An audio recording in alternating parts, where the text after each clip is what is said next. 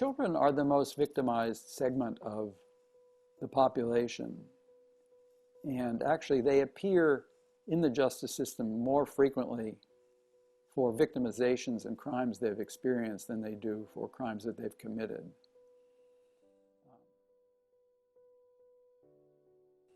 Juveniles that we are most concerned about are what we call polyvictims, children who have suffered more than one kind of criminal victimization. So that would be, for example, to have been abused by a parent and bullied by peers, or sexually assaulted by a classmate or a date.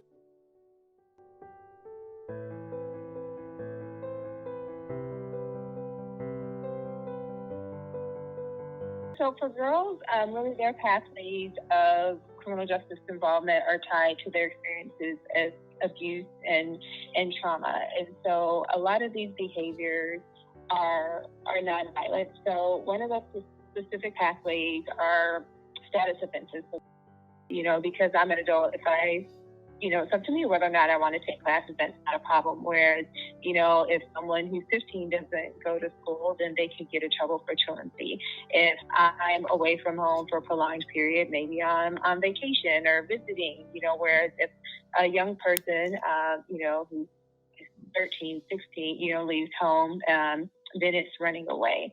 So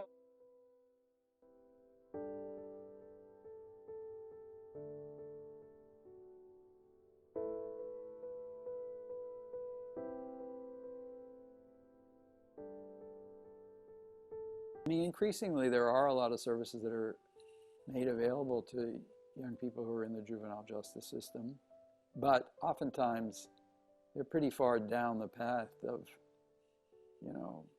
maladaptive behavior, so it can be very, very hard. It certainly works better to reach them earlier.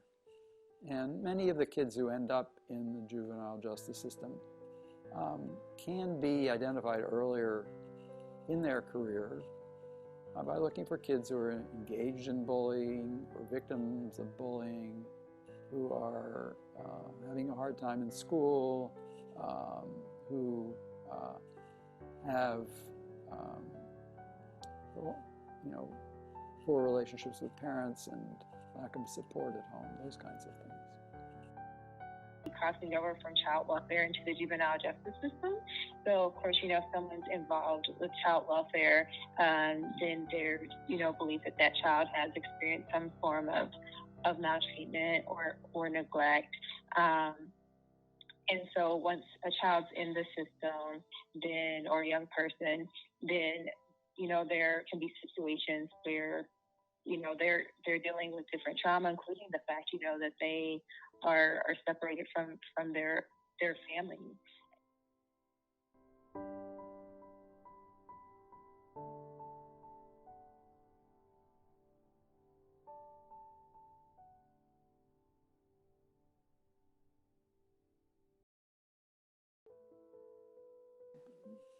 Even more of a rehabilitation focus, helping kids earlier on in the life course,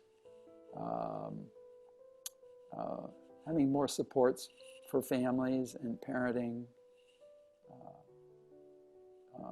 improving the foster care system so that it's more therapeutic and a better fit for kids who are having difficulties and have to be removed from their home. Having more police who are well trained in child development. Those are all things I would support.